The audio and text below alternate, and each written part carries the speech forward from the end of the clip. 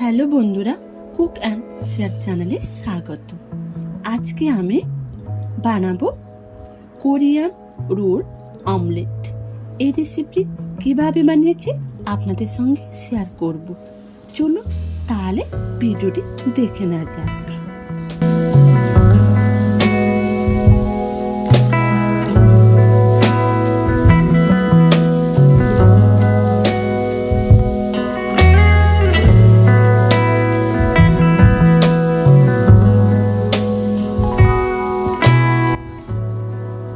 এখানে আমি 10টা ডিম নিয়েছি এবং একটা বড় বাউলের মধ্যে এক এক করে 10টা ডিম ফাটিয়ে নেব। এখানে আমি লাল ডিম নিয়েছি, কারণ সাদা ডিমের তুলনায় লাল ডিম খেতে খুব টেস্টি হয়। এইভাবে একে একে করে 10খানা ডিম ফাটানো হয়ে গেছে।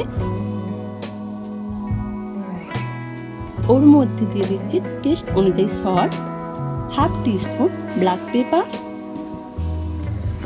দিয়ে একটা হ্যান্ড ব্লেন্ডারের সাহায্যে ভালোভাবে ফেটিয়ে নেব।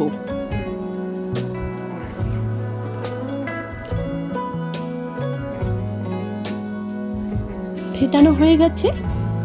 এবার ওর মধ্যে দিয়ে দিচ্ছি 1 tablespoon onion chop, 1 tablespoon capsicum chop, 1 tablespoon carrot chop, half teaspoon onion leaves, chilli flakes দিয়ে ভালোভাবে মিক্সড করে নেব। এবার গ্যাস অন করে একটা প্যান নিয়ে নেব। প্যানের মধ্যে দিয়ে দিচ্ছি হাফ টিস্পুন অয়েল। এবার দিয়ে দেব মিক্সড করে রাখা ডিম এবং 90% অমলেটটা যখন হয়ে আসবে তখন ফোল্ড করে নেব। ফোল্ড করে এক সাইডে রেখে দেব। পুরোপুরি ফোল্ড করছি না, কিছুটা রেখে দিচ্ছি।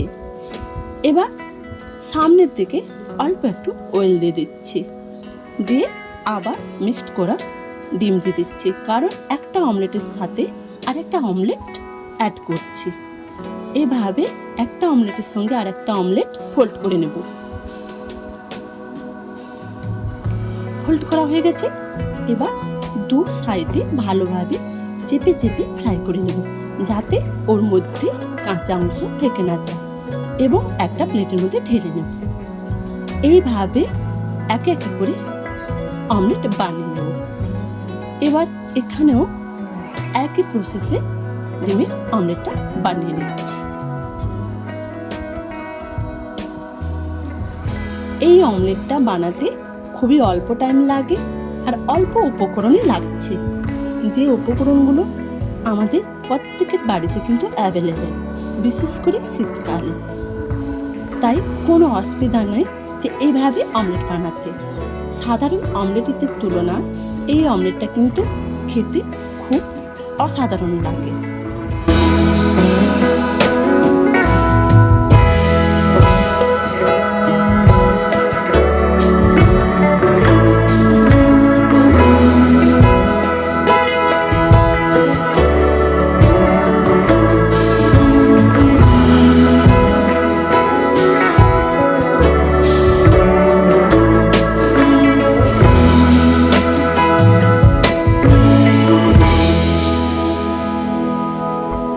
এইভাবে এক একে করে 3টি অমলেট বানিয়ে নিয়েছি।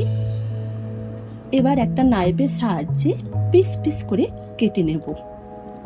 কেটে গরম গরম পরিবেশন করব, এবং এই রেসিপিটি আপনারা বাড়িতে ট্রাই করবেন এবং কেমন হয়েছে আমার কমেন্ট বক্সে জানাবেন।